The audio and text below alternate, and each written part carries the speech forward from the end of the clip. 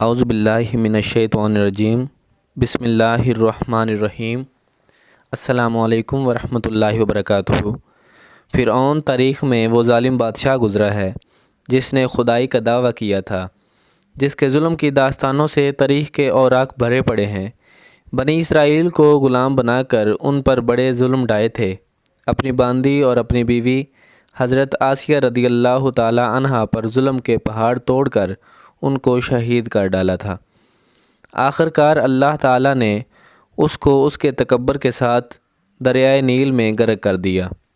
اس کی حکومت کو نیست و نابود اور تہس نہس کر ڈالا اور رہتی دنیا تک کے لیے اس کو عبرت کا نشان بنا کر یہ ثابت کر دیا کہ تکبر کا انجام صرف بربادی ہے اور تکبر صرف اللہ کی چادر ہے۔ فرعون کے محل میں ایک عورت فرعون کی بیٹیوں کے بال سنوارا کرتی تھی۔ ایک بار وہ فرعون کی بیٹی کے بال سنوار رہی تھی کہ ان کے ہاتھ سے کنگھی نیچے گر گئی۔ جب وہ کنگھی اٹھانے لگی تو انہوں نے اللہ کا نام لیا۔ جب اس باندی نے اللہ رب العزت کا نام لیا تو فرعون کی بیٹی سمجھ گئی کہ یہ تو میرے والد کو معبود نہیں مانتی، بلکہ حضرت موسیٰ علیہ السلام کے اللہ پر ایمان رکھتی ہے۔ چنانچہ اس لڑکی سے پوچھا کہ کیا تم میرے والد کو خدا نہیں مانتی ہو؟ انہوں نے کہا کہ ہرگز نہیں، میرا خدا تو وہ ہے جو حضرت موسیٰ علیہ السلام کا پروردگار ہے۔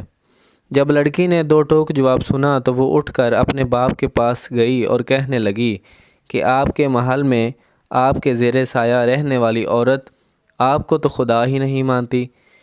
بیٹی کی باتیں سن کر فرعون غصے میں آ گیا۔ چنانچہ وہ کہنے لگا کہ میں دربار میں جا کر اس عورت کو ایسی سزا دوں گا، یا تو وہ موسیٰ علیہ السلام کے اللہ کو رب کہنے سے باز آ جائے گی یا پھر اپنی جان سے ہاتھ دھو بیٹھے گی۔ اب جب فرعون اپنے دربار میں پہنچا تو اس نے اس عورت کو اپنے پاس بلوایا اور کہنے لگا کہ دیکھو بھائی، تم موسیٰ علیہ السلام کے اللہ کو اللہ کہنا چھوڑ دو۔ وہ کہنے لگی کہ ہرگز نہیں۔ تو اس نے اس کو بڑا ڈرایا دھمکایا، مگر وہ کہنے لگی کہ اب تم جو کچھ کر سکتے ہو کر لو، میں پیچھے نہیں ہٹوں گی۔ ان کا یہ دلیرانہ جواب سن کر فرعون نے اسے اپنی انا کا مسئلہ بنا لیا۔ چنانچہ فرعون نے حکم دیا کہ اس کو زمین پر لٹا دیا جائے، تو انہیں زمین پر لٹا دیا گیا۔ پھر حکم دیا کہ ان کے دونوں ہاتھوں پاؤں میں کیل گاڑ دی جائیں۔ چنانچہ ان کے پاؤں میں کیل گاڑ دی گئی تاکہ وہ حرکت نہ کر سکے۔ اسی دوران وزیر آیا اور اس نے فرعون سے کہا کہ اس کی ایک دودھ پیتی چھوٹی سی بچی بھی ہے، اگر اس کی بیٹی کو اس کے سامنے ہی قتل کر دو تو یہ اپنی مامتا سے مجبور ہو کر آپ کی بات مان جائے گی۔ اس کے بعد فرعون نے اس کی دودھ پیتی بچی کو گھر سے بلوایا اور اسے اس کے سینے پر لٹا دیا۔ پھر فرعون کہنے لگا کہ میں تمہاری اس بچی کو تمہارے ہی سامنے قتل کر دوں گا۔ اس باندی نے فرعون کی اتنی بڑی دھمکی سن کر بھی یہ کہنے لگی کہ اب میرے دل میں اطمینان بھر چکا ہے۔ میں اپنی آنکھوں سے بیٹی کو خون میں لت پت تڑپتا تو دیکھ سکتی ہوں، مگر میں اپنے ایمان کا خون نہیں دیکھ سکتی۔ چنانچہ باندی کے سینے پر ہی ان کی معصوم بچی کی گردن کاٹ دی گئی۔ جب وہ بچی ٹھنڈی ہو گئی تو فرعون کہنے لگا کہ اب ہم تمہیں قتل کر دیں گے۔ تو وہ کہنے لگی تو جو مرضی چاہے کر لے، میں پیچھے نہیں ہٹوں گی۔ بالآخر اس ظالم نے ان کو بھی شہید کر دیا۔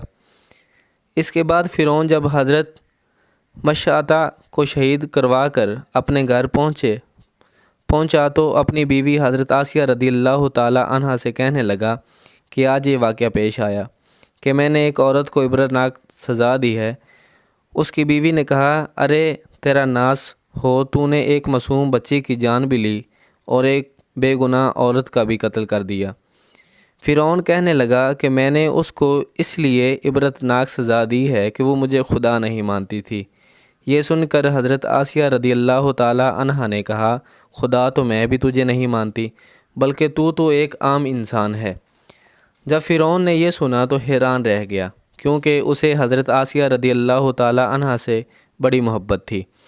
حضرت آسیہ رضی اللہ تعالی عنہا کو اللہ تعالیٰ نے بڑا حسن و جمال عطا کیا تھا۔ فرعون نے انہیں پوری قوم کی عورتوں میں سے چن کر ان کے حسن کی وجہ سے اپنی بیوی بنایا تھا، اس وجہ سے وہ ان سے بڑی محبت کرتا تھا۔ چنانچہ فرعون کہنے لگا کہ یہ تم کیسی باتیں کرتی ہو؟ وہ کہنے لگی کہ میں بالکل ٹھیک کہہ رہی ہوں کہ تو جھوٹا ہے، پروردگار تو وہی ہے جس کا پیغام لے کر حضرت موسیٰ علیہ السلام تشریف لائے ہیں۔ فرعون نے یہ بات سنی تو اسے بہت غصہ آیا، لہٰذا کہنے لگا کہ میں تمہارا بھی وہی حشر کرواؤں گا جو میں نے مشعطہ کا کروایا ہے۔ وہ کہنے لگی تو جو چاہتا ہے کر لے، میرے ساتھ میرا پروردگار ہے۔ اب میں نے یہ فیصلہ کر لیا ہے کہ میں اپنے پروردگار کو بھی کبھی نہیں چھوڑ سکتی، البتہ تیری ہر چیز کو لات مار سکتی ہوں۔ جب اس نے یہ باتیں سنی تو وہ پھر دربار آیا اور اس نے پھر سے لوگوں کو جمع کیا اور کہنے لگا کہ دیکھو یہ کتنی سازش ہو گئی ہے، موسیٰ علیہ السلام نے میری بیوی کو بھی بہکا لیا ہے۔ آج میں اس عورت کو یا تو مار ڈالوں گا یا پھر وہ اپنی بات سے ہٹ جائے گی۔ چنانچہ اس نے حضرت آسیہ رضی اللہ تعالی عنہا کو گرفتار کروا لیا۔ ایک وقت تھا کہ وہ ملکہ تھی اور ان کے اشارے پر نوکر چاکر بھاگ بھاگ کر کام کیا کرتے تھے۔ لوگ احترام کی وجہ سے ان کی طرف آنکھ اٹھا کر بھی نہیں دیکھتے تھے، اور آج وہ فرعون کے دربار میں ملزم بن کر کھڑی ہیں، صرف اللہ کی محبت میں۔ پھر فرعون نے حضرت آسیہ رضی اللہ تعالی عنہا سے کہا کہ تو اتنے عالیشان محل میں رہتی ہے، اتنی نعمتوں میں پلی ہے، اور میں نے تجھے اپنی محبوبہ بنایا، لیکن میں سب کچھ تجھ سے چھین لوں گا۔ بہتر یہ ہے کہ تو اب بھی باز آ جا اور مجھے خدا مان لے۔ حضرت آسیہ رضی اللہ تعالی عنہا کہنے لگیں کہ میں نے اب ایمان قبول کر لیا ہے، اس لیے میں اپنی بات سے پیچھے نہیں ہٹ سکتی۔ چنانچہ فرعون نے فیصلہ کر لیا کہ میں اسے بھی سزا دوں گا۔ اس کے بعد فرعون نے سب سے پہلے سزا کے طور پر انہیں رسوا کرنے کا فیصلہ کیا۔ چنانچہ اس نے کہا کہ سب سے پہلے اس عورت کے جسم سے لباس اتار دیا جائے۔ اب سوچنے کی بات یہ ہے کہ کسی مرد کو کہا جائے کہ تجھے لوگوں کے درمیان بے لباس کر دیں گے تو اس کو کیسی شرم آتی ہے، اور وہ چاہتا ہے کہ زمین پھٹ جائے اور میں اس میں سما جاؤں۔ اور عورت کے اندر تو اللہ تعالیٰ نے شرم اور حیا زیادہ رکھی ہوتی ہے۔ فرعون نے ان کے جسم سے لباس اتروا دیا اور وہ کیسی صورتحال کا شکار ہوئی، ایک طرف ایمان ہے اور دوسری طرف امتحان ہے، لیکن وہ ڈٹی رہیں۔ فرعون نے کہا اچھا اگر اب بھی نہیں مانتی تو میں تجھے اس طرح عذاب دوں گا۔ چنانچہ فرعون نے کہا کہ اس کا منہ میرے محل کی طرف کر کے لٹا دو تاکہ آخری وقت بھی نگاہیں اس کی میرے محل پر لگی رہیں، اور اس کے ذہن میں یہ بات رہے کہ میں ان نعمتوں کو ٹھکرا کر ذلیل اور خوار ہو کر مر رہی ہوں۔ لہٰذا انہیں فرعون کے حکم کے مطابق لٹا دیا گیا۔ ان کے ہاتھوں اور پیروں میں لوہے کی کیلیں گاڑ دی گئیں تاکہ وہ ہل نہ سکیں۔